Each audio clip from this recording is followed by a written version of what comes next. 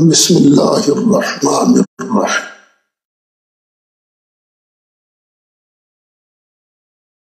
اللہ تعالیٰ نے بندوں کی ہدایت کے لیے نبیوں کو بھیجا اور سب سے آخر میں اس نے اپنے محبوب علیہ الصلاۃ والسلام کو ختم نبوت کا تاج پہنا کر بھیجا۔ اب کوئی نبی نبوت کا تاج پہن کر نہیں آئے۔ پہلا کوئی نبی اگر آ جائے اس کو نبوت پہلے ملی ہے تو وہ ختم نبوت کے منافی نہیں۔ پھر نبی کریم علیہ الصلاۃ والسلام نے اپنا دین پھیلانے کے لیے صحابہ کرام رضوان اللہ علیہم اجمعین کو چنا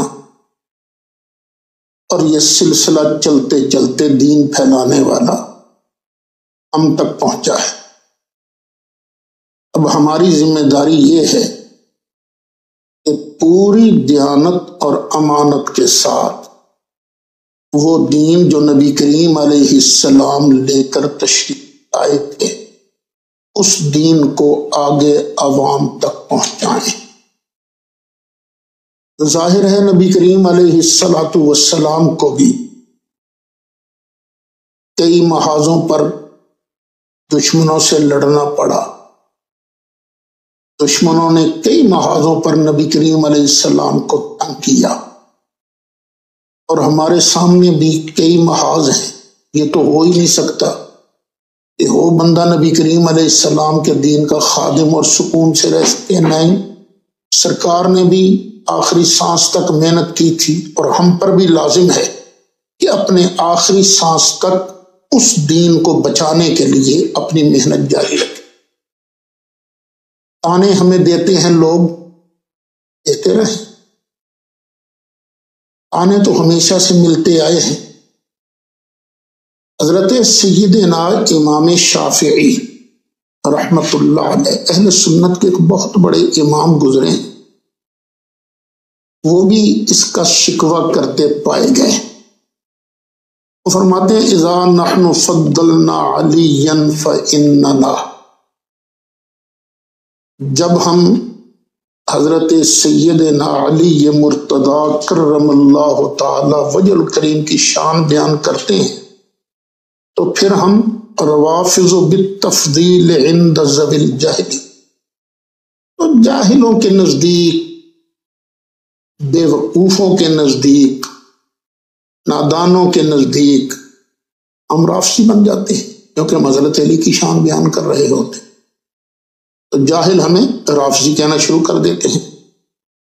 وفضل ابی بکر اذا ما ذکرتہ، اور جب میں سیدنا ابو بکر صدیق رضی اللہ عنہ کی عظمت بیان کرتا، شان بیان کرتا ہوں، رمیت بنصب عند ذکری للفضل، تو ابو بکر صدیق کی فضیلت بیان کرنے کی وجہ سے مجھ پر ناسبیت کا الزام لگنا، یہ ناسبی ہے جی۔ لا زلت ذا رفض ونصب کلاہما، میں ان دونوں کی محبت کی وجہ سے میں رافضی بھی کہلواتا رہوں گا، ناسبی بھی کہلاتا رہوں گا۔ بحبہما حتی اوسد فی الرمل، ان دونوں کی محبت کی وجہ سے یہاں تک کہ میں ریت بن جاؤں گا، مر جاؤں گا، میرے مرنے تک یہ سلسلہ چلتا رہے۔ تو مجھے بھی جب شان اہل بیت بیان کرتا ہوں تو کئی لوگ کہتے ہیں یہ رافضی ہے، اور جب شان صحابہ بیان کرتا ہوں تو کئی لوگ کہتے ہیں یہ ناسبی ہے۔ لیکن الحمدللہ ہم نہ ناسبی ہیں نہ رافضی ہیں، ہم اہل سنت و جماعت ہیں۔ اور ظاہر ہے ڈاکٹر کے پاس جب بیمار آتا ہے تو ڈاکٹر اسی کی بیماری کے مطابق اس کو دوا تجویز کرتا ہے، بھی یہ کھاؤ، یہ کیپسول کھاؤ، یہ ٹیبلٹ کھاؤ، اور کبھی انجیکشن بھی لگانا پڑتا ہے اور کبھی آپریشن بھی کرنا پڑتا ہے ڈاکٹر کو اندر گند نکالنے کے لیے۔ تو اسی طرح وہ ایک جسمانی ڈاکٹر ہوتے ہیں، ایک روحانی اور علمی ڈاکٹر ہوتے ہیں۔ تو ہم بھی تو وہ اپنا کلینک چلا رہے ہیں نا، تاکہ لوگوں کی بیماریاں دور کی جائیں۔ اب یہ جس صاحب نے جنگ سے یہ سوال بھیجا ہے کہ تبوک سے واپسی پر نبی کریم علیہ السلام پر 12 منافقوں نے حملہ کیا، ان میں ایک ابو بکر، ایک عمر، ایک عثمان۔ توبہ توبہ، استغفر اللہ، استغفر اللہ، استغفر اللہ علیہ۔ بیٹے میں تو تمہیں پیار سے ہی سمجھاؤں گا، یہ بولی یہودیوں کی بولی ہے۔ یہودیوں نے باقاعدہ میٹنگ کی تھی، اسلام اب ان سے لڑ کر ہم اسلام کو ختم نہیں کر سکتے، تو ایسے کرو، اوپر اوپر سے کلمہ پڑھ لو، پھر ان کے اندر گھس کرنا ایسے مسئلے بیان کرو کہ جس سے مسلمان آپس میں لڑتے رہیں، تاکہ ان کی توجہ ہماری طرف نہ ہو۔ اور یہ تاریخ گواہ ہے، جب بھی مسلمان آپس میں لڑے ہیں تو کافروں کے خلاف فتوحات کا سلسلہ بند ہو گیا، اور جب یہ اکٹھے ہو گئے تو انہوں نے پرخچے اڑا دیے۔ حضرت ابو بکر صدیق رضی اللہ عنہ کے دور میں لوگ اکٹھے تھے، کافروں کے مرتدوں کے پرخچے اڑ گئے۔ حضرت عمر فاروق کے زمانہ میں لوگ اکٹھے تھے، کافروں کے پرخچے اڑتے رہے، لاکھوں میل مربع میل فتح ہوا۔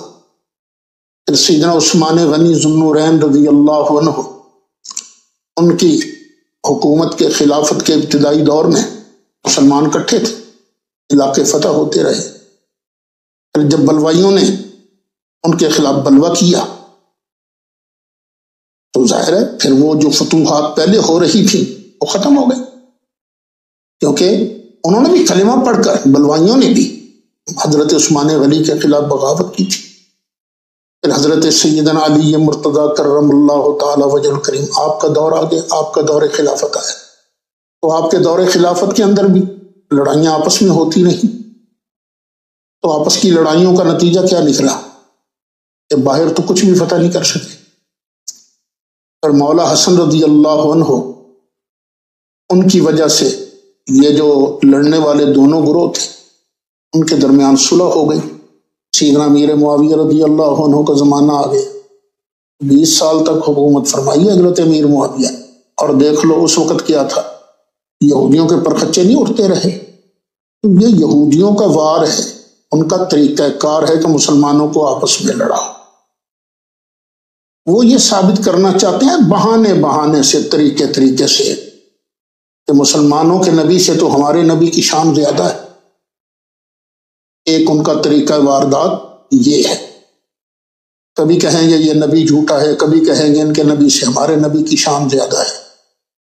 وہ ایک بات یہ کہتے ہیں، قرآن گواہ ہے، وہ قرآن جس کے بارے محمد صلی اللہ علیہ وآلہ وسلم کا دعویٰ کہ یہ مجھ پر اللہ نے کتاب نازل کی ہے، اس کے اندر کئی جگہ پر حضرت موسیٰ علیہ السلام کے صحابہ کا ذکر آیا، ان کے صحابہ کی شان کیا تھی۔ جب موسیٰ علیہ السلام فرعون کے دربار میں گئے، اس کے سامنے جب جا کے اپنے کمالات دکھائے تو انہوں نے آپس میں میٹنگ کی، میٹنگ کر کے کہنے لگے، اوے یہ تو بڑا جادوگر ہے، یہ موسیٰ اس کے مقابلے کے لیے جادوگر اکٹھے کرو ملک کے۔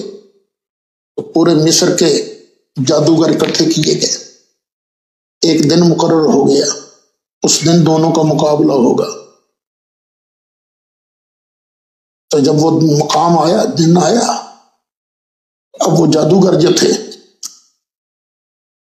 انہوں نے کہا، یا موسیٰ اما ان تلقی و اما ان نکون اول من القا، اے موسیٰ پہلے وار تو کرے گا کہ ہم؟ پہلے تو اٹیک کرے گا کہ ہم؟ اب انہوں نے یہ انجانے میں ان سے ادب ہو گیا، نبی کا ادب ہو گیا کہ پہلے تساں کم کرنا ہے کہ پہلے ایسا کرنا۔ تو موسیٰ علیہ السلام نے فرمایا بل تسی زور لا لو۔ فَإِذَا حِبَالُهُمْ وَعِصِيُّهُمْ يُخَيَّلُ إِلَيْهِ مِنْ سِحْرِهِمْ أَنَّهَا تَسْعَىٰ۔ تو ہوا یہ کہ جو جادوگر تھے نا موسیٰ علیہ السلام کے مقابلوں میں، انہوں نے اپنے جادو کیا، رسیاں پھینکی، انہوں نے اپنے چھوٹے موٹے پھینکے، وہ سارے ایسے لگتا تھا جیسے سانپ بن کے پھر رہے۔ فَأَوْجَسَ فِي نَفْسِهِ خِيفَةً مُوسیٰ، تو موسیٰ علیہ السلام نے اپنے دل میں ہلکا سا خوف محسوس کی۔ خیفتن پر تنوین نکرہ کی ہے، نکرہ کبھی عظمت کی دلیل ہوا کرتا ہے، کبھی یہ ہلکا سا تخفیف کے لیے آتا، ہلکا سا ڈر محسوس کیا۔ انہوں نے بھی بنائے ہیں سانپ، میں بھی سوٹا پھینکوں گا تو یہ بھی بنے گا سانپ، کہیں لوگوں پر اشتباہ نہ ہو جائے کہ یہ بھی جادوگر ہے یہ بھی جادوگر ہے، اس کا خوف محسوس کیا۔ قلنا لا تخف، ہم نے کہا موسیٰ اس بات کی فکر نہ کر، انک انت الاعلی، تو ہی بامراد ہوگا، تو ہی کامیاب ہوگا۔ وَأَلْقِ مَا فِي يَمِينِكَ تَلْقَفْ مَا صَنَعُوا، چل تم اپنا سوٹا سوٹنا، جو کچھ نہ کیتا سب نو رگڑ جائے گا۔ انما صنعوا کید ساحر، یہ جو بنا کے لائے نا یہ جادوگر کا مکر ہے۔ فلا یفلح الساحر حیث اتی، جادوگر جب نبوت کے مقابلہ میں آتا ہے نا تو کبھی کامیاب نہیں ہوتا۔ قرآن کے لفظوں پر غور کیجئے، ولا یفلح الساحر حیث اتی، جادوگر جب نبوت کے مقابلہ پر آئے تو کامیاب نہیں ہوا کرتا، لوگ طرح طرح کی باتیں بنا لیتے۔ بس جب رگڑ گیا نا موسیٰ علیہ السلام کا سانپ، تو پھر ہوا کیا؟ فَأُلْقِيَ السَّحَرَةُ سُجَّدًا، سارے جادوگر سجدے میں گر گئے، کیونکہ وہ سمجھ گئے تھے ہم ہیں جادوگر، ہمیں پتہ ہے جادو کیا ہوتا ہے۔ یہ جو موسیٰ نے کام دکھایا ہے نا، یہ جادو نہیں، یہ واقعی معجزہ ہے، یہ اللہ تعالیٰ کی عطا ہے۔ قالوا آمنا برب ہارون و موسیٰ، بولے ہم تو موسیٰ اور ہارون کے رب پر ایمان لے آئے۔ فرعون یہ دیکھ کر کہنے لگا آمنتم لہ قبل ان آذن لکم، اور میری پرمیشن کے بغیر ہی تم اس پر ایمان لے آئے ہو۔ انہ لکبیرکم الذی علمکم السحر، مجھے لگ پتہ گیا ہے تم دونوں ایک ہی دکان کے وپاری ہو، تمہارا گرو یہ ہے، تم نے پلان یہ بنایا تھا۔ تو بڑا ذہین تھا نا، بڑا سیاست دان تھا وہ بھی، کہ میں لوگوں کے سامنے بہانہ، جس طرح کے آج کے سیاست دان بہانے نہیں بناتے، یہ ہو گیا وہ ہو گیا، میں ڈیٹیل میں کیا جاؤں۔ وہ بھی بڑا سیاست دان تھا، کہنا تمہاری دکان ایک ہے، یہ تمہارا گرو ہے، تم نے موسیٰ کی دکان چلانے کے لیے ڈھونگ رچایا تھا کہ ہم لوگوں کے سامنے اپنی شکست کا اعلان کریں گے، اس کی جیت کا اعلان کر دیں تاکہ اس کی دھاک بیٹھ جائے، تو میں بھی تم سے نپٹوں گا۔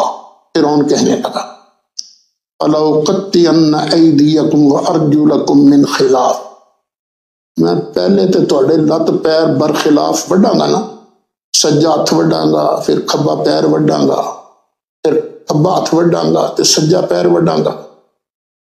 وَلَأُصَلِّبَنَّكُمْ فِي جُذُوعِ النَّخْلِ، پھر کھجور کے جو تنے ہیں ان پر تمہیں سولی دوں گا، سولی لٹکاؤں گا۔ وَلَتَعْلَمُنَّ أَيُّنَا أَشَدُّ عَذَابًا وَأَبْقَىٰ، تو لگ پتہ جائے گا کہ ہم میں سے کون زیادہ عذاب دینے والا ہے اور کون زیادہ باقی رہنے والا ہے، لگ پتہ جائے گا تمہیں۔ قالو، وہ چونکہ موسیٰ علیہ السلام کے صحابی بن گئے تھے نا، ایمان لے آئے تھے، وہ کہنے لگے لن نؤثرک علی ما جاءنا من البینات، ہم پر جو روشن دلیلیں آ گئی ہیں نا، اب ہم تمہیں تو اس پر ترجیح نہیں دیں گے، تو جو مرضی کر لے۔ الذی والذی فطرنا، اور تو کہتا نا ربکم الاعلی، تو نے تو ہمیں پیدا نہیں کیا، اور جس نے ہمیں پیدا کیا ہے ہم تمہیں اس پر بھی ترجیح نہیں دیں گے۔ اقض ما انت قاض، جو کر سکنا کر لے، تو جو پٹھنا پٹ لے۔ انما تقضی هذه الحیات الدنیا، تو اس دنیا کی زندگی میں ہی کچھ کرے گا نا ہمارا۔ انا آمنا بربنا، بے شک ہم نے اپنے رب کو مان لیا ہے۔ کیوں مانا ہے؟ لیغفر لنا خطایانا، تاکہ وہ اللہ ہماری غلطیوں کو معاف کر دے۔ وما اکرہتنا علیہ من السحر، اور اس غلطی کو بھی معاف کر دے جو ہم نے تیرے مجبور کرنے کی وجہ سے جادو کیا تھا۔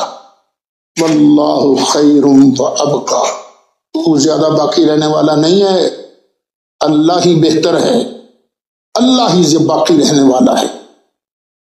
ان لو ہمیں پتہ ہے، انہو من یأت ربہ مجرما، جو بندہ رب کی بارگاہ میں مجرم بن کے پہنچے گا نا، فإن لہ جہنم، اس کے لیے جہنم ہے، لا یموت فیہا ولا یحیا، نہ پھر جہنمی جہنم میں مرے گا نہ زندہ رہے گا، موت اور زندگی کے درمیان ہی رہے گا۔ اور من یاتہ مؤمنا، اب ہمیں پتہ چل گیا ہے کہ جو اس کی بارگاہ میں مومن بن کے آئے گا نا، قد عمل الصالحات، اس نے اچھے کام کیے ہوں گے، اولئک لہم الدرجات العلی، تو ان کے لیے ہیں بلند درجے۔ یہودی اب کلیم کر سکتے ہیں کہ ہمارے موسیٰ کلیم اللہ علیہ السلام کے صحابہ نے اتنی تکلیفیں دیکھی، اتنا کچھ سہا، جانیں قربان کر دیں، لیکن وہ ڈٹے رہے۔ تمہارے نبی پاک کے صحابی جو تھے، جنہوں نے تمہارے نبی کا کلمہ پڑھا تھا، انہوں نے کیا کیا؟ وہ تو منافق تھے۔ اب یہ پراپیگنڈا ہے، پراپیگنڈا ہے نا، اتنا جھوٹ بول لو، اتنا جھوٹ بول لو کہ لوگ کہیں یہ سچ ہے، بس وہ مسلسل جھوٹ بولا جا رہا ہے۔ حضرت ابو بکر صدیق کے خلاف ابو بکر نے یہ کر دیا، ابو بکر نے یہ کر، سب جھوٹ، سب فراڈ۔ حضرت عمر نے یہ کر دیا، حضرت عمر نے وہ کر دیا، سب جھوٹ، سب فراڈ۔ حضرت عثمان نے یہ کر دیا، حضرت عثمان نے وہ کر دیا، سب جھوٹ، سب فراڈ۔ حضرت علی نے یہ کر دیا، وہ کر دیا، جس طرح خارجی کرتے ہیں، سب جھوٹ، سب فراڈ۔ یہ تو نبی پاک علیہ الصلوۃ والسلام کی مقدس صحابہ تھے۔ اگر یہ منافق تھے تو بیٹے اعتراض پھر ابو بکر صدیق، عمر فاروق اور عثمان غنی پر نہیں آئے گا، اعتراض اللہ کے محبوب علیہ الصلوۃ والسلام پر آئے گا۔ وہ کیسے؟ 3 آیتیں سن لیجئے، 3 مقامات۔ نبی کریم علیہ الصلوۃ والسلام کو اللہ نے بھیجا کس لیے تھا؟ دیکھیے، پہلے پڑھتا ہوں میں پہلا پارہ۔ حضرت سیدنا ابراہیم خلیل اللہ علیہ الصلوۃ والسلام جب کعبۃ اللہ کی تعمیر کر رہے تھے، کعبہ بھی بنا رہے تھے اور ساتھ دعائیں بھی مانگ رہے تھے۔ یہاں سے ہمیں ایک سبق یہ ملا کہ جب کوئی اچھا کام ہو جائے تو اللہ کی بارگاہ میں پھر دعا مانگنی چاہیے۔ اگر وقت ہو ایسا کام کر رہے جس میں دعا مانگی جا سکتی ہو تو اس وقت دعا مانگنی چاہیے، اگر نہ نماز پڑھی ہے تو بعد میں دعا مانگی۔ وہ دعائیں کیا تھی؟ پہلی دعا یہ تھی، یا اللہ، یعنی دعاؤں میں سے ایک دعا، یا اللہ کعبہ تو ہم بنا چلیں، لیکن ربنا وابعث فیہم رسولا منہم، ہم نے تیری بارگاہ میں عرض کی ہے کہ یا اللہ ہماری ساری اولاد کا بیڑا غرق نہ ہو جائے، ہماری دونوں کی اور ابراہیم اور اسماعیل دونوں کی اولاد میں سے ایک گروپ مسلمانوں کا ہمیشہ رہے، اور یا اللہ جو کعبہ بسانے والا رسول ہے نا، وہ ہماری اسی اولاد میں سے بھیجنا جو ایمان والی ہے، اسلام والی ہے۔ وہ کرے گا کیا؟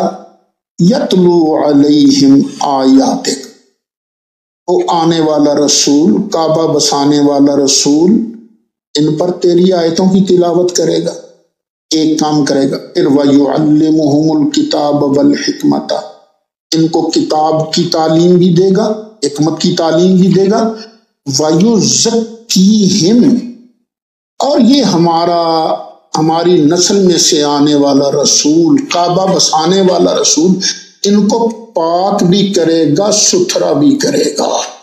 یہ نبی کریم علیہ الصلاۃ والسلام کے بھیجے جانے کی ایک غرض یہ بھی ہے کہ ہمارا رسول ان کلمہ پڑھنے والوں کو پاک بھی کرے گا، ستھرا بھی کرے گا۔ یہ ہے پہلی آیت کہ نبی کریم علیہ السلام کی ڈیوٹی کیا تھی، ان کو پاک کرنا، ستھرا کرنا۔ اس چیز کو پاک کرنا، کپڑوں کو پاک کرنا نہیں، دلوں کو پاک کرنا۔ ہمارا محبوب جب آئے گا تو یہ ان کے دلوں کو پاک کرے گا۔ اب دوسری آیت ہے سورۃ آل عمران کی، وہ بھی سن لیجیے۔ اللہ ارشاد فرماتا ہے لَقَدْ مَنَّ اللَّهُ عَلَى الْمُؤْمِنِينَ، اللہ نے ایمان والوں پر بہت بڑا احسان فرمایا ہے۔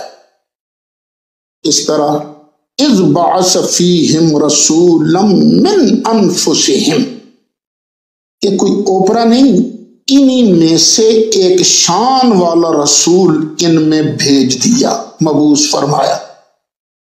یہ رسول کرتا کیا ہے؟ یتلو علیہم آیاتہ، ان پر اللہ کی آیتوں کی تلاوت کرتا ہے، وَيُزَكِّيهِمْ، اور ان کو پاک بھی کرتا ہے، پاک بھی کرتا ہے۔ اس چیز کو پاک کرتا ہے، دلوں کو پاک کرتا ہے، وَيُعَلِّمُهُمُ الْكِتَابَ وَالْحِكْمَةَ، اور ان کو کتاب کا بھی علم دیتا ہے، حکمت کا بھی علم دیتا ہے۔ تو نبی کریم علیہ السلام کی ڈیوٹیوں میں سے ایک ڈیوٹی یہ ہے کہ وہ ان کو پاک کرتا ہے۔ دو آیتیں ہو گئیں، اب تیسری آیت سن لیجئے، سورۃ جمعہ 28واں پارہ ہے۔ تیرا مالک ارشاد فرماتا ہے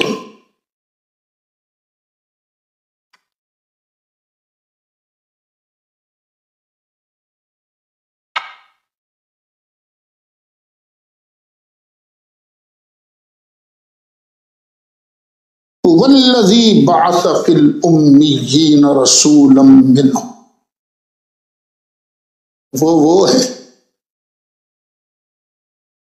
وہ ہے، یہ اللہ اپنا تعارف کرانے لگا۔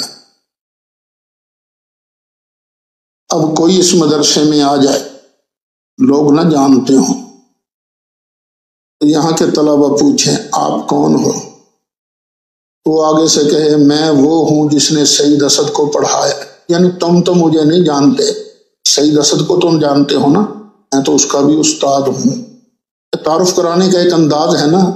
اللہ فرماتا ہے اور تم تو مجھے نہیں جانتے نا، تم مجھے کیا پہچانتے، تمہاری کوئی رسائی میرے تک ہے؟ والذی، اللہ وہ ہے جس نے بھیجا، بعث فی الامیین رسولا منہم، جس نے ان امیین میں اپنا شان والا رسول بھیجا، یتلو، انہی میں سے، اس کو تو جانتے پہچانتے ہیں نا، کرتا کیا ہے؟ یتلو علیہم آیاتہ، پر اپنی آیتیں میں تلاوت کرتا ہے، اللہ کی آیتیں تلاوت کرتا ہے، وَيُزَكِّيهِمْ، اور ان کو پاک کرتا ہے، وَيُعَلِّمُهُمُ الْكِتَابَ وَالْحِكْمَةَ، اور ان کو قرآن کی تعلیم بھی دیتا ہے، حکمت کی تعلیم بھی دیتا ہے۔ اب یہاں سے میں عرض کر دوں، نبی کریم علیہ السلام کی ڈیوٹیاں 4 ہیں: قرآن کی آیتوں کی تلاوت کرنا، دلوں کو پاک کرنا، قرآن کا علم دینا، حکمت سکھانا، یہ 4 ڈیوٹیاں ہیں۔ اور آج کامل نائب رسول وہ ہے جس کے اندر یہ 4 کمالات ہوں، جو صرف قرآن کی آیتوں کی تلاوت کرتا ہے، جس طرح قراء حضرات اگر یہ اللہ کی رضا کے لیے قرآن کی آیتیں سنائیں، نائب رسول ہے لیکن ادھورے، اور ویسے قرآن پاک کا مطلب سمجھائیں، معنی سمجھائیں۔ اللہ کی رضا کے لیے، تو نائب رسول ہیں لیکن ادھورے، حکمت سکھائیں، دانائی کی باتیں سکھائیں، شریعت سکھائیں، یہ بھی نائب رسول ہیں لیکن ادھورے، اور دلوں کو پاک کریں باقی کام نہ کریں تو یہ بھی نائب رسول ہیں لیکن ادھورے۔ تو کامل نائب رسول کون ہے؟ جس کے اندر یہ چاروں خصلتیں ہوں۔ اب نبی کریم علیہ الصلاۃ والسلام دلوں کو پاک کرنے کے لیے تشریف لائے۔ اب مخالف سوال کر سکتا ہے کیا نبی نے اپنی ڈیوٹی ادا کی؟ جن کو نبی نے ہمیشہ اپنے ساتھ رکھا، ابو بکر کو، عمر کو، عثمان کو، ان کا تو دل پاک نہیں کر سکے، ان کا دل تو صاف نہیں کر سکے، تو جو نبی اپنے قریبیوں کا دل صاف نہیں کر سکتا وہ دور والوں کا، 1500 سال بعد والوں کا دل کیسے صاف کرے گا؟ اس لیے چھوڑو اس مصطفیٰ کو، ہمارے موسیٰ کے پاس آ جاؤ۔ یہ صحابہ کرام پر اعتراضات کرنا یہ دین کی جڑوں پر کلہاڑا چلانے کے مترادف ہے۔ ایک اب دوسری بات کی طرف بھی غور فرمائیے گا کہ میں دوسرا نقطہ لگا ہوں بیان کرنے، کہ اللہ صلاۃ کس پر پڑھتا ہے؟ جس پر اللہ صلاۃ پڑھے کیا وہ بھی گڑبڑ ہو سکتا ہے؟ لے چلیے دوسرا پارہ ہے،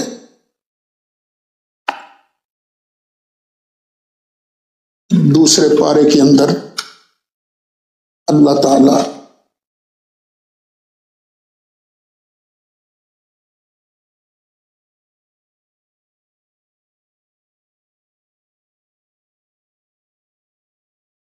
ارشاد فرماتا ہے، میرا مالک ارشاد فرماتا ہے،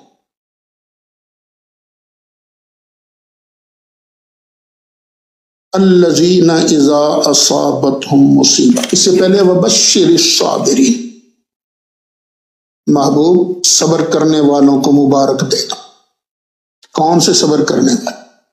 الذین اذا اصابتہم مصیبہ، جب ان پر کوئی مصیبت پہنچتی ہے نا، قالو تو کہتے ہیں انا للہ، بے شک ہم تو اللہ کے لیے ہیں، وانا الیہ راجعون، اور بے شک ہم تو اسی کی طرف واپس جانے والے ہیں نا۔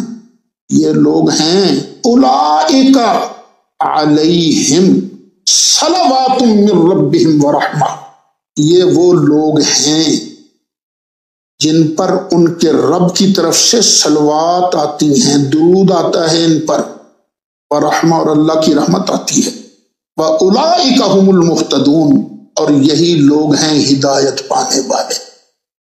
اب ابو بکر صدیق، عمر فاروق، عثمان غنی یہ مصیبت پڑنے پر کیا کیا کرتے؟ مصیبتیں آتی تھیں تو میرے یہ کیا کرتے؟ اللہ کی بارگاہ میں یہی کہتے تھے یا اللہ ہم تیرے لیے، تو ان پر تو صلوات ہے، جن پر رب صلوات پڑھے تو ان کے بارے میں بدگمانی کرے، ان کو منافق کہے، خود سوچ تیرا کیا حشر ہوگا کالیے، تو اپنا تو سوچ۔ پھر 11واں پارہ ہے، سورۃ توبہ ہے،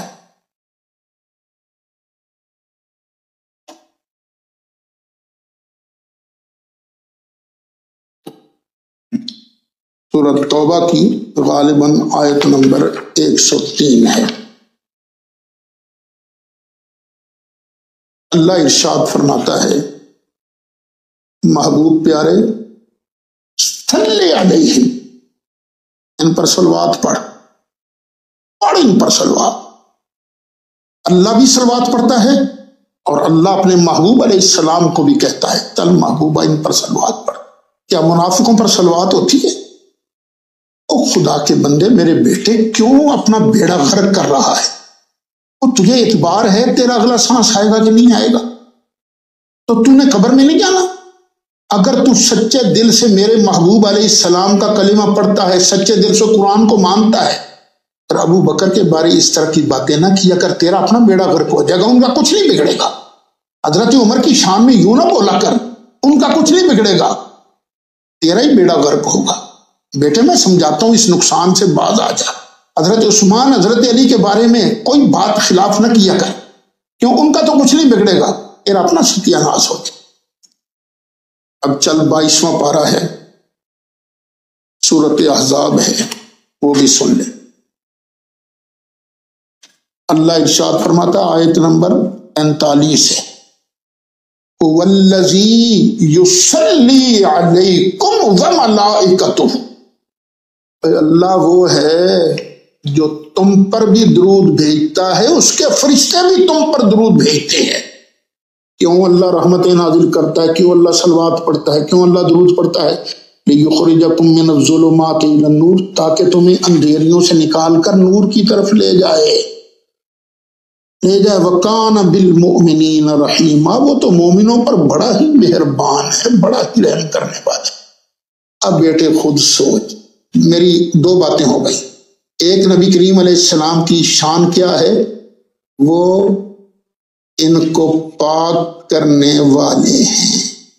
اگر قریبیوں کو ہی پاک نہیں کر سکے تو پھر بعد والوں کو انہوں نے کیا پاک کرنا ہے؟ اللہ صلوات ایسے ویسوں پر نہیں پڑتا، صلوات انہیں پر بھیجتا ہے جن کو اس نے قرب عطا کرنا ہو۔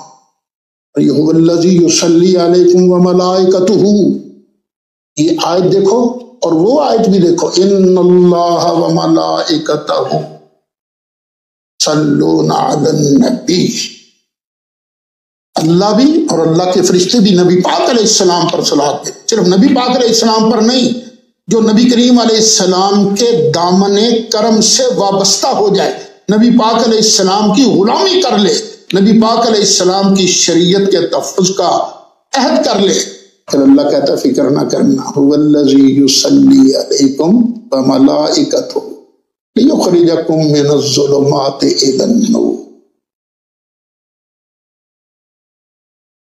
تیسرا، وہ پھر آیت جو ہے اسی آیت کی طرف توجہ دلاؤں گا جو میں نے سورہ توبہ کی آیت نمبر 103 پڑھی ہے، کہ اللہ نبی پاک علیہ الصلوۃ والسلام کو فرماتا ہے محبوب صلی علیہ، ان پر صلوات پڑھ۔ اس سے پہلے بھی کچھ لفظ ہیں، خذ من اموالہم صدقہ، محبوب ان سے چندہ لے چندہ ان سے۔ پھر تو صرف چندہ لینا ہی نہیں جانتا، دینا بھی جانتا ہے نا۔ چندہ لے، زکوٰۃ لے، ان سے چندہ لے تو طہرہم وتزکیہم بہا، چندہ لے کر ان کو پاک بھی کر دے، ستھرا بھی کر دے۔ اب نبی کریم علیہ السلام چندہ تو لیتے رہے، جواب میں پاک نہیں کیا، تو کیا یہ سودا ٹھیک کیا اس نے؟ آج بھی ہم اگر کسی کے پاس سودا لینے جائیں دکان پر، پیسے دے دیں وہ آگے سے سودا نہ دے، کیا اسے اچھا دکاندار کہتے ہیں لوگ؟ وہ کہتے ہیں یہ تو فراڈیا ہے۔ تو نبی کریم علیہ السلام کو اللہ فرماتا ہے محبوب ان سے چندہ لے، چندہ لے کر کیا کر؟ ان کو پاک بھی کر، ان کو ستھرا بھی کر۔ اور جس سے چندہ لیا میرے مصطفیٰ نے پھر اس کو پاک بھی کیا ہے، ستھرا بھی کیا ہے۔ اور چندہ کس نے دیا تھا؟ یہ تبوک کی بات کر رہے ہو کہ تبوک سے واپسی پر منافقوں نے نبی پاک علیہ السلام پر حملہ کیا؟ کیا تم نے بک بک لگا رکھی؟ تم نے مرنا نہیں ہے؟ لوگوں کے اندر تم یہ فتنہ ڈال رہے ہو؟ یہ حضرت ابوبکر منافق تھے، حضرت عمر منافق تھے، حضرت عثمان منافق تھے، ہر وقت ساتھ دیا انہوں نے نبی کریم علیہ الصلوۃ والسلام کا۔ اور پھر جب تبوک پر جانے لگے تھے تو پتہ ہے اس وقت زمانہ کیا تھا؟ گرمی تھی بڑی سخت، اور ویسے بھی قحط تھا، اس لیے اسے یہ جیش العسرہ بھی کہتے ہیں۔ نبی کریم علیہ السلام جلوہ فرمایا صحابہ چندہ لائیے، چندہ، سفر بڑی دور کا ہے۔ خود نبی کریم علیہ الصلوۃ والسلام نے چندے کا مطالبہ کی۔ حضرت سیدنا عثمان غنی ذو النورین رضی اللہ عنہ وہ کھڑے ہو گئے، عرض کیا آقا 100 اونٹ بمے ساز و سامان کے میں آپ کی خاطر پیش کرتا۔ سرکار خوش، حضرت عثمان بیٹھ گئے اور سرکار چندے کا مطالبہ کر رہے۔ سرکار نے فرمایا بھائی چندہ دو۔ حضرت عثمان پھر کھڑے ہو گئے، آقا میں پھر 100 اونٹ میں ساز و سامان کے پیش کرتا ہوں۔ کتنے ہو گئے؟ 200۔ سرکار نے فرمایا ٹھیک، لیکن وہ 70,000 کا لشکر گیا تھا، 70,000 کے لیے 200 اونٹ کیا کرتے تھے؟ سرکار نے پھر فرمایا چندہ دو۔ حضرت عثمان پھر کھڑے ہو گئے، آقا 100 اونٹ تو میں ساز و سامان کے اور پیش کرتا۔ اب کل کتنے ہو گئے؟ 300۔ حضرت عثمان گھر گئے ان کی قیمت لانے کے لیے، سوچا 300 اونٹ کیا ہوتا ہے، 1000 اشرفی سونے کی لی اور سرکار کی بارگاہ میں پیش کر۔ نبی کریم علیہ السلام منبر پر تشریف فرماتے، سرکار ان اشرفیوں کو یوں اچھالتے تھے، الٹ پلٹ کر رہے۔ سرکار کی آنکھوں میں آنسو بھی اور فرمایا ما در عثمان ما عمل بعد اليوم، آج کے بعد جو کچھ بھی عثمان کرتا رہے عثمان کا کچھ نہیں بگڑے گا۔ نبی کریم علیہ السلام تو یہ فرمائے کہ آج کے بعد عثمان جو بھی کرے عثمان کا کچھ نہیں بگڑے گا، اور تو منہ کھول کر حضرت عثمان کو کہہ رہا ہے کہ یہ منافق۔ انہوں نے نبی کریم علیہ السلام پر حملہ کیا تھا۔ ہم بھی ہر جمعہ چندہ تو اکٹھا کرتے ہیں کہ مساجد اور مدارس چندے کے بغیر تھوڑا چلتی ہیں۔ ہمارا بھی تجربہ ہے، جو ہم سے پیار نہیں کرتا نا وہ چندہ نہیں دیتا، چندہ وہی دیتا ہے جو پیار کرتا ہے، ہمارے مشن سے پیار کرتا ہے۔ تو اسی طرح کیا خیال ہے، حضرت عثمان نے اتنا بڑا چندہ کیوں دیا تھا؟ منافق تھے اس لیے دیا تھا، اس لیے دیا تھا کہ وہ نبی کریم علیہ السلام سے بھی پیار کرتے تھے، نبی کریم علیہ السلام کے مشن سے بھی پیار کرتے۔ یہ تو ہوئے حضرت عثمان۔ اب آؤ ان سے ایک درجہ اوپر حضرت عمر ہے۔ حضرت عمر فاروق رضی اللہ عنہ، آپ کے پاس اس دن بہت زیادہ مال تھا، دل میں رہتی تھی حسرت کہ ہر نیکی کے کام میں ابو بکر آگے بڑھ جاتا ہے۔ انہوں نے کہا آج میں دیکھاں گا ابو بکر میرے تو گے کہ میں بدتا ہے، آج میں دیکھاں گا، میرے بیٹے مقابلہ کرنا ہونا آپس میں تو اس طرح کا کیا کرو۔ اللہ بھی فرماتا ہے فاستبقوا الخیرات، ایک دوسرے سے سبقت حاصل کرو نیکیوں میں، نیک کاموں میں۔ اس نے اتنے نفل پڑھے میں اتنے پڑھوں، اس نے اتنا چندہ دیا میں اتنا دوں گا۔ حضرت عمر نے یہ کیا۔ اچھا اب ظاہر ہے بڑا لمبا سفر تھا، کئی مہینے لگنے تھے، پیچھے بیوی بچے بھی تو تھے نا، پیچھوں کا انتظام بھی تو کرنا تھا نا۔ انہوں نے ایسے کیا کہ بیوی بچوں کے لیے آدھا مال گھر چھوڑا اور پورا آدھا مال اٹھا کر سرکار کی بارگاہ میں دے۔ سننے والوں میری بات یاد رکھنا، تم بھی چندے دیتے ہو، آج تک مجھے کوئی ایسا مائی کلال اپنے عوام میں سے نہیں ملا جس نے اپنا آدھا مال، پورا آدھا مال جتنی اس کی جائیداد ہے، پوری آدھی جائیداد اللہ کے نام پر خرچ، اللہ کے نام پر دی ہو۔ کوئی ایسا بندہ ہمیں تو نظر نہیں ہے، لیکن عمر دیکھو آدھا مال لے کر سرکار کی بارگاہ میں آ۔ سرکار نے فرمایا گھر بار کے لیے کیا چھوڑا ہے؟ آقا بس 2 حصے کیے مال کے، آدھا مال گھر بار کے لیے اور آدھا مال آپ کی خدمت میں لے آیا ہوں۔ سرکار خوش ہو گئے۔ پھر وہ بھی آ گئے ابو بکر صدیق رضی اللہ عنہ۔ حضرت ابو بکر نے گھر کا سارا ہی مال اٹھایا، سارا مال اٹھا کر سرکار کے پاس لے۔ نبی کریم علیہ السلام نے فرمایا ابو بکر گھر بار کے لیے کیا چھوڑ کے آئے؟ ماں ابقیت لأہلک، گھر بار کے لیے کیا چھوڑ کے آیا؟ یہ شیعوں کی امام بارگاہیں بھی تو چندوں سے چلتی ہیں، وہابیوں کے مدرسے وہابیوں کی مساجد یہ بھی چندوں سے چلتی ہیں، دیوبندیوں کی مساجد مدارس چندوں سے چلتی ہیں، ہم اہل سنت و جماعت کی مساجد اور مدارس چندوں سے چلتے ہیں۔ ہم ہیں چندہ لینے والے، ہمارے عوام ہیں چندہ دینے والے، لیکن جو کوئی ہمیں چندہ دیتا ہے دعا ہی دیتے ہیں، کبھی یہ پوچھنے کی جرت نہیں ہوئی کہ گھر واسطے کی چھڑ کے آئے ہو، کبھی نہیں پوچھا، کبھی یہ جرت نہیں ہوئی، لیکن سرکار پوچھ رہے ہیں، ہاں بھئی ابو بکر بتا تو نے بیوی بچوں کے لیے کیا چھوڑا ہے، گھر بار کے لیے کیا چھوڑ کے آیا ہو؟ عرض کیا ابقیت لہم اللہ آقا میں گھر بار کے لیے بیوی بچوں کے لیے اللہ اور اس کا رسول چھوڑ کے آیا ہوں۔ یہ سرکار نے کیوں پوچھا تھا اور تو نے گھر بار کے لیے کیا چھوڑا ہے، بیوی بچوں کے لیے کیا چھوڑا ہے؟ وہ اصل میں حضرت عمر کو اور پوری امت کو بتانا چاہتے تھے، عمر جو مرضی کر لو لیکن میرے ابو بکر سے تم آگے نہیں بڑھ سکتے، یہ ہیں ابو بکر۔ اچھا، علامہ اقبال نے بھی اسی بات کو بیان کیا ہے۔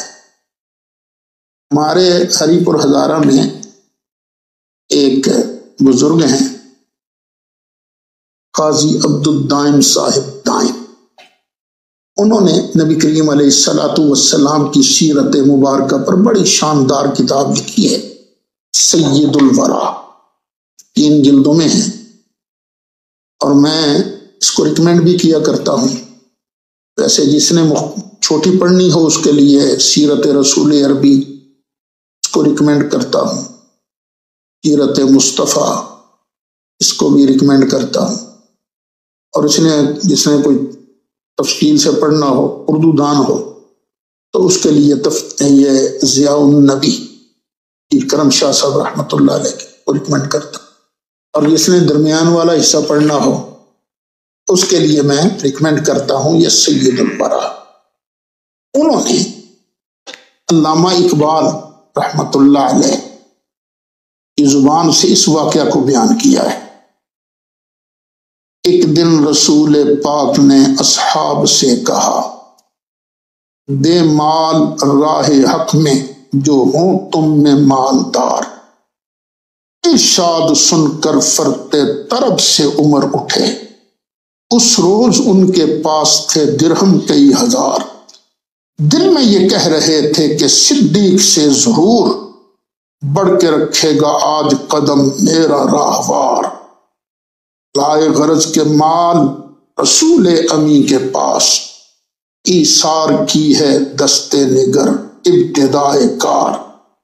پوچھا حضور سرور عالم نے، اے عمر اے وہ کہ جوش حق سے تیرے دل کو ہے قرار، رکھا ہے کچھ عیال کی خاطر بھی تو نے کیا؟ مسلم ہے اپنے خیش و اقارب کا حق گزار، کی عرض نصف مال ہے فرزند و زن کا حق، باقی جو ہے وہ ملت بیضا پہ ہے نثار۔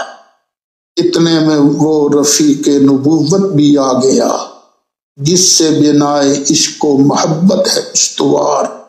لے آیا اپنے ساتھ وہ مرد وفا سرش، ہر چیز جس سے چشم جہاں میں ہو اعتبار۔ بولے حضور چاہیے فکر عیال بھی، اس کو عیال بھی پڑھا جا سکتا ہے، عیال بھی پڑھا جا سکتا ہے، فکر عیال بھی۔ کہنے لگا وہ عشق و محبت کا رازدار، اے تجھ سے دیدہ مہو انجم فروغ گیر۔ علامہ اقبال کہہ رہے ہیں اے تجھ سے دیدہ مہو انجم فروغ گیر، اے تیری ذات باعث تکوین روزگار۔ اے پیارے مصطفیٰ علیہ السلام، آپ ہی کی وجہ سے چاند اور تاروں کی روشنی بڑھتی ہے، اور اے محبوب آپ ہی کی ذات ہے جو روزگار کے موجود ہونے کا سبب ہے۔ پروانے کو چراغ بلبل کو پھول بس، صدیق کے لیے ہے خدا اور رسول بس۔ بیٹے انہوں نے چندہ دیا ہے، کتنا چندہ دیا ہے، ان تینوں نے کتنا چندہ دیا ہے، ابھی تو کہے گا یہ منافق ہیں، یا ان جھوٹی کہانیوں کو مان، یہ سب جھوٹ ہے، یا قرآن کو مان۔ قرآن جو کہتا ہے اس کو مان۔ قرآن کہتا ہے خذ من اموالہم صدقہ، ان سے چندہ لے، وطہرہم وتزکیہم بہا، چندہ لے کر ان کو پھر پاک۔ اتنا چندہ انہوں نے دیا پھر بھی نبی پاک علیہ السلام نے ان کو پاک نہیں کیا، تو اعتراض ابو بکر عمر اور عثمان پر آئے گا یا مدنی کا یا ہمارے آقا مولا صلی اللہ علیہ وسلم پر اعتراض آئے گا؟ تو کھلا کافر نہ بن، یہ کھلا کفر ہے، صحابہ کرام کی خلاف بات کرنا، نبی کریم علیہ السلام پر اعتراض کرنا۔ اب ایک اور طریقے سے میں بات سمجھانے کی کوشش کرتا ہوں، یہ بھی صرف تمہید ہے، یہ بنیاد ہے، میری بنیاد کو، تمہید کو اگر آپ نے سمجھ لیا انشاءاللہ کبھی پھر مار نہیں کھاؤ گے۔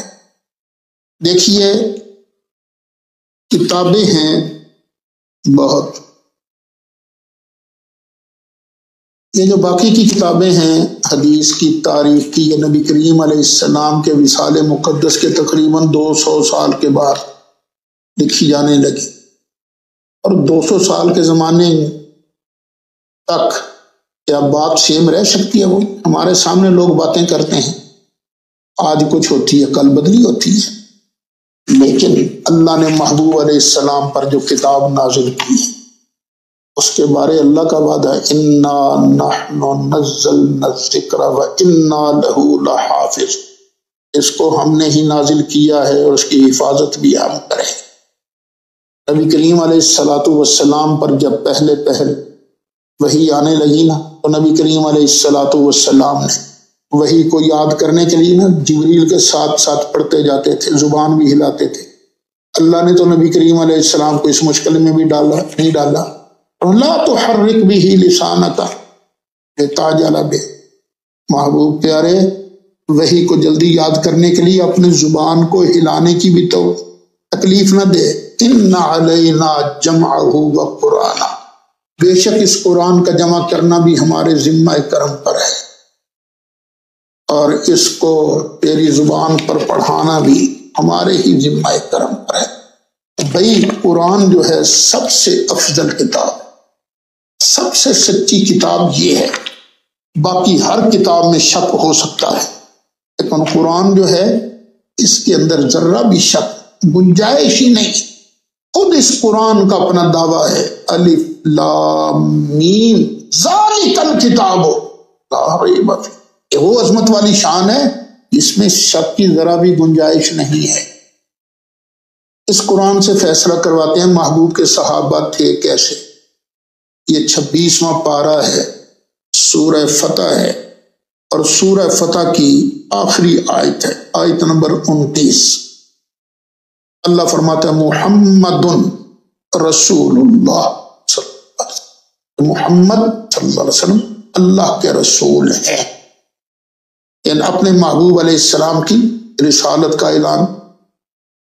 پھر آگے فرمایا والذین معہ، اور وہ لوگ جو ہمارے محبوب کے ساتھ ہیں، محمد صلی اللہ علیہ وسلم کے ساتھی ہیں۔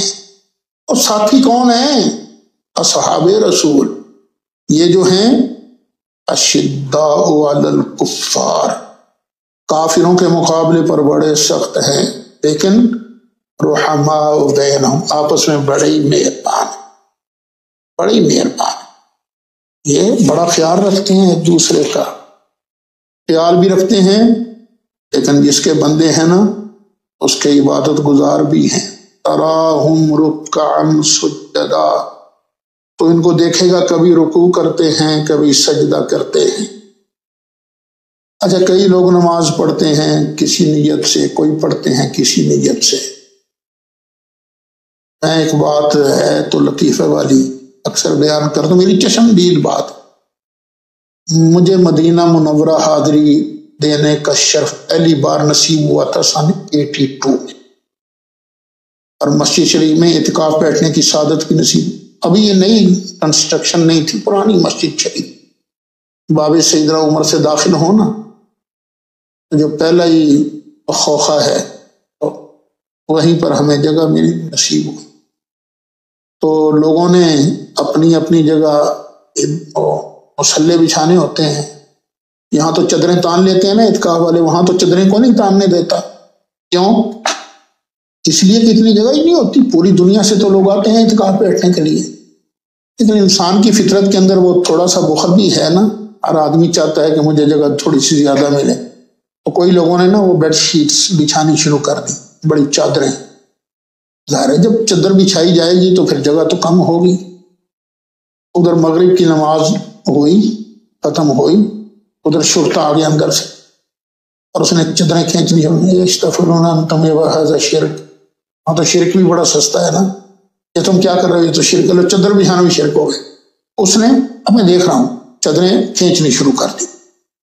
میرے ساتھ وہاڑی کے ایک حاجی صاحب تھے، اللہ غری کے رحمت کرے، ان کا نام تھا محمد شریف، بڑے خوش مزاج، چادر تو انہوں نے بھی بچھائی ہوئی تھی، چادر بھی بڑی شاندار تھی۔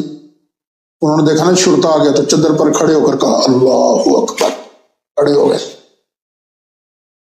شرطہ بھی آ گیا، اس کی بھی نیت بد ہوگی چادر دیکھ کر کے میں تو لے جاؤں گا۔ اب وہ کھڑا ہو گیا وہیں پر، حاجی صاحب بھی کھڑے ہیں، 3 منٹ گزر گئے، 5 منٹ گزر گئے، 8 منٹ گزر گئے، جب 12-13 منٹ گزرے نا، اب شرطہ بولا کیف شیخ اللہ یرکب، تو یہ کیسا حاجی ہے، رکوع جاتا ہی نہیں، بڑبڑ کرتا، وہ نکل گیا باب عمر سے۔ جب وہ نکلے تو حاجی صاحب نے سلام پھیر دی، پترا تم ہی کھلتا رہنا تو رکوع میں بھی نہیں سجا۔ یعنی وہ کھڑے تھے قیام کی حالت میں چادر بچھانے کے لیے۔ اللہ محبوب کے صحابہ کے بارے فرماتا تراہم رکعا سجدا، تو ان کو دیکھے گا کبھی رکوع کرتے ہیں کبھی سجدہ کرتے ہیں، کیوں؟ یبتغون فضلا من اللہ ورضوانا، کیوں؟ یہ اللہ کا فضل اور اللہ کی رضا چاہتے ہیں۔ اللہ ان کے دل کی حالت کی گواہی دے رہا ہے۔ مجھے نہیں پتا کہ میری مسجد میں آنے والا نمازی کس نیت سے نماز پڑھ رہا ہے، لوگوں کو نہیں پتا سعید اسد کس نیت سے نماز پڑھ رہا ہے، اللہ کو تو پتا ہے نا۔ جن کے بارے تو باتیں کرتا ہے بیٹے سوچ، اللہ ان کے دل کی گواہی دے رہا ہے، یبتغون فضلا من اللہ ورضوانا، یہ اللہ کا فضل اور اللہ کی رضا چاہتے۔ سیماہم فی وجوہہم من اثر السجود، سجدے کر کر کے نا ان کے چہروں پر بڑا شان محسوس ہوتا، سجدوں کے اثرات ان کے چہروں سے ظاہر ہوتے۔ یہ نشان پڑ جانا یہ بھی ایک چیز ہے، لیکن ویسے بھی مرد حقانی کی پیشانی کا نور تب چھپا رہتا ہے پیشی، جو کوئی اللہ اللہ کرتا رہتا ہے نا، اللہ کا بن جاتا ہے، اللہ کے دین کا خادم ہوتا ہے، تو اب جو نسبتیں جو صاحبان نظر ہوتے ہیں نا، وہ سمجھ جاتے ہیں، پہچان جاتے ہیں کہ یہ کیسا کس فضل و کمال کا۔ بات میں سے بات پھر یاد آ گئی، میرے ابا جی کی بلا رحمت اللہ تعالی، ابھی تک ان کو مرید کرنے کی اجازت نہیں ملی تھی، جہلم اپنے پیر و مرشد کی خدمت میں حاضر تھے۔ ہمارے ایک بڑے بزرگ ہیں دلی والے حضرت شاہ ابو الخیر دہلوی رحمت اللہ علیہ، جلالی بزرگ تھے، ان کے بیٹے تھے ایک حضرت زید ابو الحسن زید دہلوی، آتے رہے ہیں یہاں، شیخ کالونی بھی 2 مرتبہ تشریف لائے، بڑی نیاز شکر ہے ان کے ہاتھ چومنے کا موقع ملا، وہ بھی جہلم تشریف فرما تھے۔ ابا جی کو دیکھا نا تو دیکھتے کہ ماشاءاللہ نسبت شریفہ کے آثار سے پیشانی مبارک چمک رہی ہے۔ ہمارے دادا مرشد نے عرض کیا دیا، انہوں نے بڑی محنت کی ہے، بڑی محنت، بھئی وہ بھی نظر والے تھے، پہچان گئے کے بعد ابا جی کو پھر اجازت ملی مرید کرنے کی۔ تو یہ سجدوں کی وجہ سے نا صحابہ کرام کے پیشانیاں چمک رہی تھی۔ ذالک مثلہم فی التورات، ان کی یہ شان تو تورات کے اندر بھی ہے، تورات کے اندر بھی ان کی شان ہے، ومثلہم فی الانجیل، اور محبوب کے صحابہ کی شان تو انجیل کے اندر بھی۔ اور بیٹے سوچ، جس کی شان اللہ تورات میں بیان کرے، انجیل میں بیان کرے اور قرآن میں بیان کرے، اس کے بارے بدگمانی کرے گا؟ تو خدا کا خوف کر، تو نے مرنا بھی ہے، تو اپنی اولاد کو، اپنے ساتھیوں کو کس طرف لے جا رہا ہے؟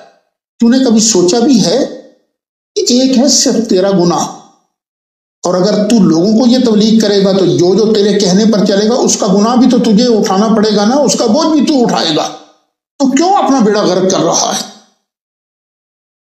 زرع اخرج شطہ، جس طرح کے بیج ہے نا، بیج ڈالا جائے نا کھیت میں، پھر چند دنوں کے بعد وہ بیج نکالتا ہے اپنی سوئی نکالتا ہے، نکالتا تو اللہ ہی ہے نا، لیکن چونکہ سبب ہے یہ، اس لیے نسبت اس کی طرف ہو گئی، جیسے کہ بیج نے سوئی نکالی، پٹھا نکالا، پھر کچھ دن گزرے، آزرہ اس کو قوت بخشی، استغلظ پھر اس نے اس کو موٹا کیا، دیکھو نا پودا نکلتا ہے تو پھر موٹا بھی تو ہوتا ہے نا، فاستوى علی سوقہ، پھر اپنی پنڈلیوں کے بوجھ پر وہ کھڑی بھی ہو گئی، یعجب الزراع، جو کسان ہے نا ایت والے، ان کو بہت اچھی لگتی۔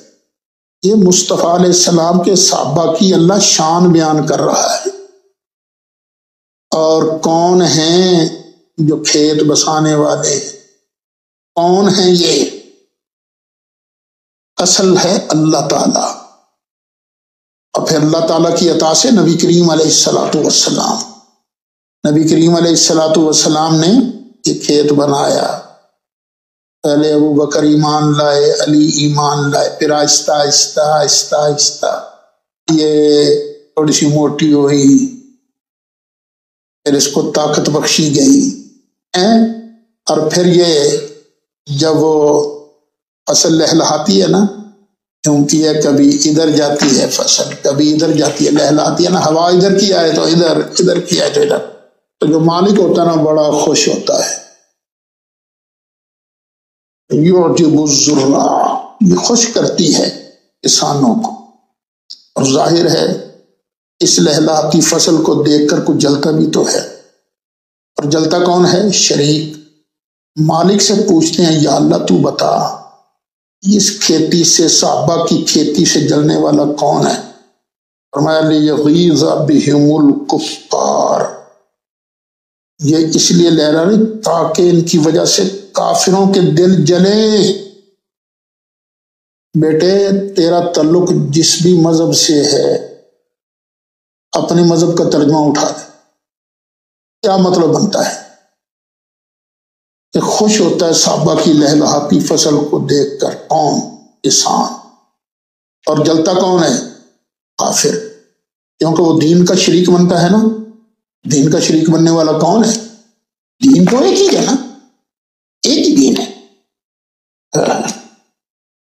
پھر اللہ کہتا ہے وعد اللہ الذین آمنوا وعملوا الصالحات منہم مغفرۃ واجرا، اللہ نے ایمان والوں سے اور جنہوں نے اچھے اچھے کام کیے ان کے ساتھ بخشش کا وعدہ کر لیا ہے، بہت بڑے اجر کا اللہ نے وعدہ کر، یہاں من تبعیض کے لیے نہیں ہے، بیان کے لیے، تو اللہ تعالیٰ نے ان سے بخشش کا وعدہ کر لیا۔ دیکھو انسان ہیں یہ محبوب کے صحابہ، چھوٹی موٹی غلطیاں ہو جاتی ہیں، لیکن جاؤ ہم نے بخشش کا وعدہ کر لیا اور بہت بڑا اجر دینا ہے ان کو۔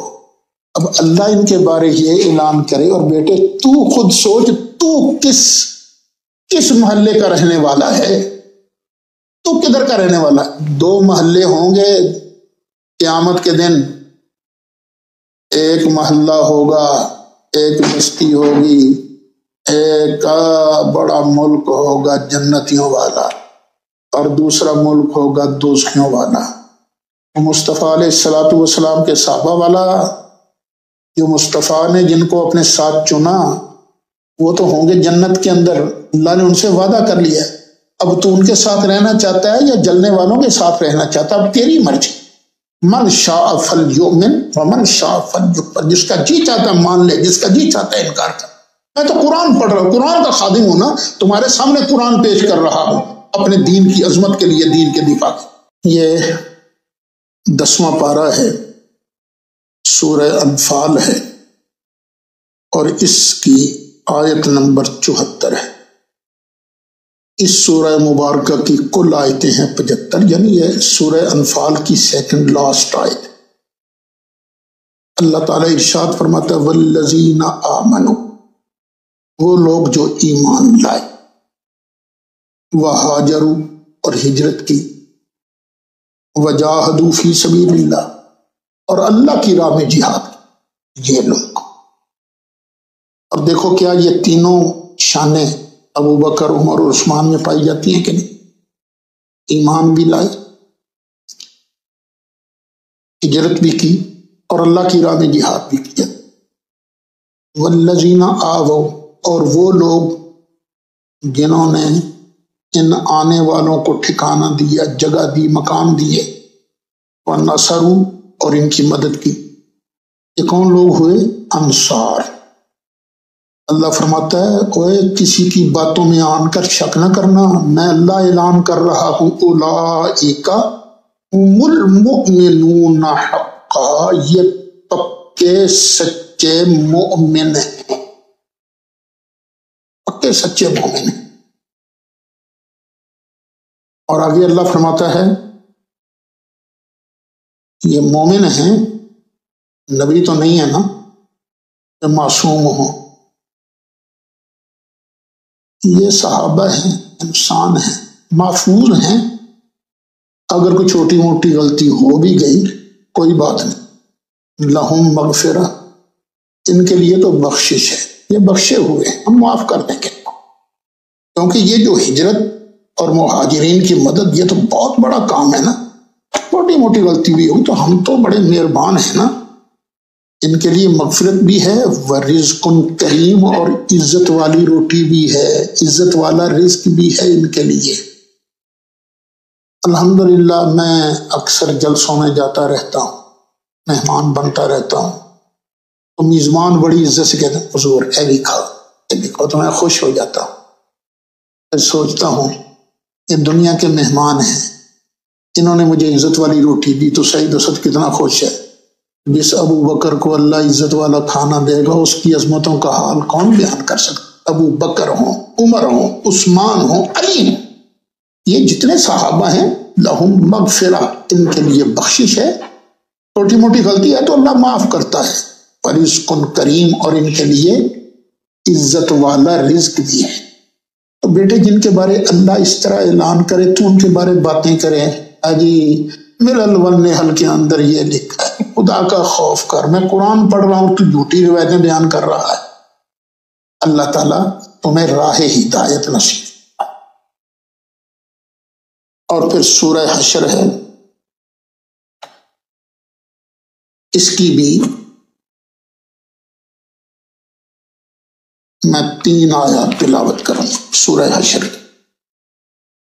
مدینہ منورہ میں آیا تھا مال فے۔ مال فے وہ مال ہے، ایک ہوتا ہے مال غنیمت، وہ مال جو جنگ کے بعد حاصل ہو، ایک وہ مال ہوتا ہے کہ لڑائی کی نوبت ہی نہیں آئی، مسلمانوں کا روب اور دبدبہ کام آ گیا، جنگ کے بغیر ہی مال اتھے آ گیا، تو مدینہ شریف میں مال فے آیا، تو اللہ تعالیٰ نے سورہ حشر کے اندر اس کے مصارف بیان کیے، یہ مال کن کن میں تقسیم کرنا ہے، کن کن کو دینا ہے۔ تو جو 3 آخری ہیں میں وہ بیان کرتا ہوں۔ اللہ فرماتا ہے للفقراء المہاجرین، یہ مال غریب مہاجروں کے لیے ہے، الذین اخرجوا من دیارہم واموالہم، جو اپنے گھروں سے نکالے گئے، اپنے مالوں سے نکالے گئے۔ اب دیکھیے نا، یہ ابو بکر تھے، عمر تھے، عثمان، بچا کر تو تھوڑا ہی مال لائے تھے نا، گھر تو وہیں تھے نا، گھر بار تو وہیں تھا، سب کچھ وہیں چھوڑ کے آ گئے۔ یہ کیوں گھروں سے نکالے گئے؟ یبتغون فضلا من اللہ ورضوان، اس لیے یہ اللہ کا فضل اور اللہ کی رضا چاہتے ہیں۔ سورہ فتح کی آیت پھر پڑھو، رکعاً سجدا یبتغون فضلا من اللہ ورضوانا، دیکھو بار بار وہ لفظ آ رہے ہیں، وینصرون اللہ ورسولہ، اور اللہ کی اور اللہ کے رسول کی مدد کرنا چاہتے ہیں، یعنی اللہ کے دین کی مدد کرنا چاہتے ہیں۔ اللہ فرماتا ہے اولئک هم الصادقون، یہ لوگ سچے ہیں۔ یہ جو مہاجرین ہیں بیٹے، اللہ ان کے بارے میں کیا اعلان کر رہا ہے؟ کیا جھوٹے ہیں یہ؟ نہیں، اللہ کہتا ہے خبردار۔ پہلی آیت میں فرمایا تھا انفال والی میں اولئک هم المؤمنون حقا، یہ پکے سچے مومن ہیں، اور یہاں اللہ فرما رہا ہے اولئک هم الصادقون، یہ لوگ سچے ہیں۔ ایک مصرف یہ ہو گیا۔ دوسرا والذین تبوؤا الدار والایمان من قبلہم، جنہوں نے مہاجرین کے آنے سے پہلے ایمان قبول کیا تھا اور ان کے لیے ڈیرا تیار کیا تھا، جگہ بنائی تھی جن کے لیے، یہ یحبون من ہاجر الیہم، جو ان کی طرف ہجرت کر کے آئے ہیں نا، ان سے بڑا پیار کرتے ہیں۔ مہاجروں سے پیار کرنا یہ اللہ کے انعام کا سبب ہے۔ بیٹے تو خود سوچ، تو مہاجروں سے نفرت کرتا ہے اور اللہ انصار کو تو انعام ہی اس بات کا دے رہا ہے، یحبون من ہاجر الیہم، اللہ رسول پر ایمان لانے کی وجہ سے، اور پھر یحبون من ہاجر الیہم، جو ان کی طرف ہجرت کر کے آئے ہیں ان سے بڑا پیار کرتے۔ ولا یجدون فی صدورہم حاجۃ مما، اور جو چیز مہاجروں کو دی جائے نا، اس کی اپنے دلوں کے اندر کوئی حاجت محسوس نہیں کرتے۔ ادھر مل گئی ہے، سانوں نہیں مل، ہمیں سانوں کی لوڑ سی۔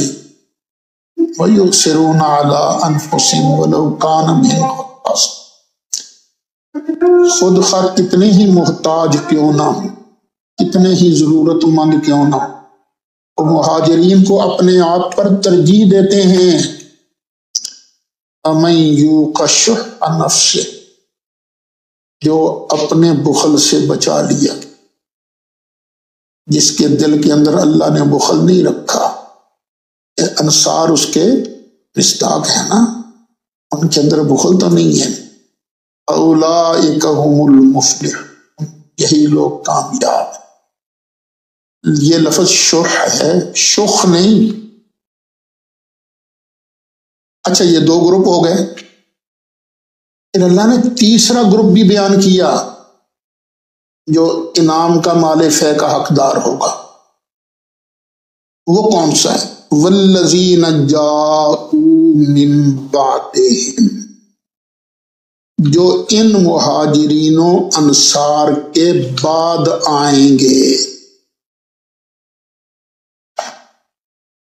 پھر وہ یہ دعا مانگے، یقولون، وہ دعا مانگتے ہوں، ربنا اغفر لنا، یا اللہ ہمیں بھی بخش، وَلِإِخْوَانِنَا الَّذِينَ سَبَقُونَا بِالْإِيمَانِ، اور ہم سے پہلے جو لوگ ایمان لے کر چلے گئے ہیں ان کو بھی بخش دے، ان بھائیوں کو بخش دے۔ ایمان لے کر کون گئے ہیں؟ مہاجرین و انصار۔ جو مہاجرین و انصار کے لیے بخشش کی دعا مانگے اسے بھی انعام دو۔ وَلَا تَجْعَلْ فِي قُلُوبِنَا غِلًّا لِلَّذِينَ آمَنُوا، اور ہمارے دلوں میں ان کے بارے کوئی کینہ نہ رکھنا جو ایمان لائے۔ اب میں ان دوستوں سے گزارش کروں گا جو یہ کہتے ہیں میں رضی اللہ عنہ تو کہوں گا، صحابی بھی مانوں گا، لیکن یہ پر کہہ کے ان کے دل کے بارے جو بغض رکھے گا نا، ان کو انعام یہاں نہیں ملے گا۔ انعام کس کو ملے گا؟ جو یہ کہے یا اللہ میرے دل میں مہاجرین و انصار کے بارے میں بغض نہ رکھنا، کھوٹ نہ رکھنا، کینہ نہ رکھنا۔ ربنا انک رؤوف الرحیم، اے ہمارے پروردگار بہت بخشنے والا ہے، بہت مہربانی کرنے والا ہے۔ یہ حضرات کی ایک کتاب ہے جس کا نام ہے کشف الغمہ،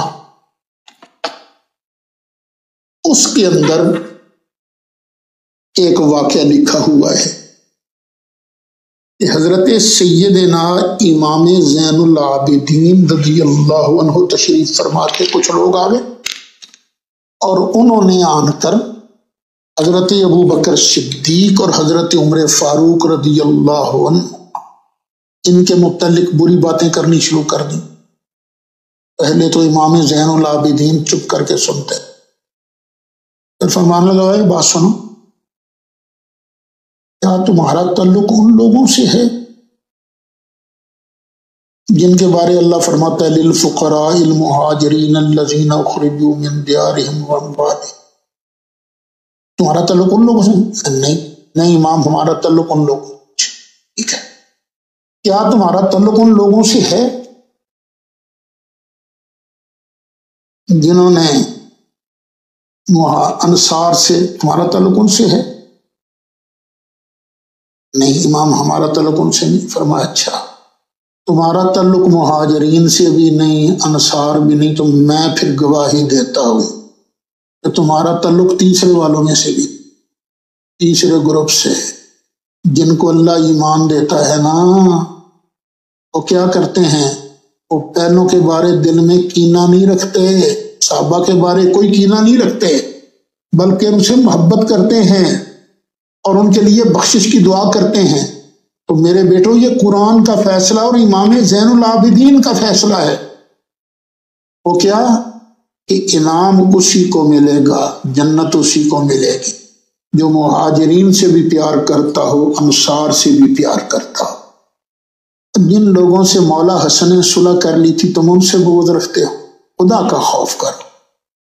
جن کے پیچھے حضرت علی مرتضیٰ نے نمازیں پڑھی ہیں تم ان سے بغض رکھتے ہو۔ کیا حضرت علی نے کوئی نماز حضرت ابو بکر کے علاوہ کسی اور کے پیچھے پڑھی ہے؟ جب حضرت عمر تشریف لائے تھے تو نمازیں کس کے پیچھے پڑھتے تھے؟ حضرت عثمان جب خلیفہ بنے تو نمازیں کس کے پیچھے پڑھتے تھے؟ جو علی کا بھی امام ہو اس کے ساتھ بغض رکھنا ہماری سمجھ میں تو نہیں آتی۔ تم نہ صحابہ کے وفادار ہو نہ اہل بیت کے وفادار ہو۔ الحمدللہ ہم اہل سنت و جماعت صحابہ کے بھی وفادار ہیں، اہل بیت اطہار کے بھی وفادار۔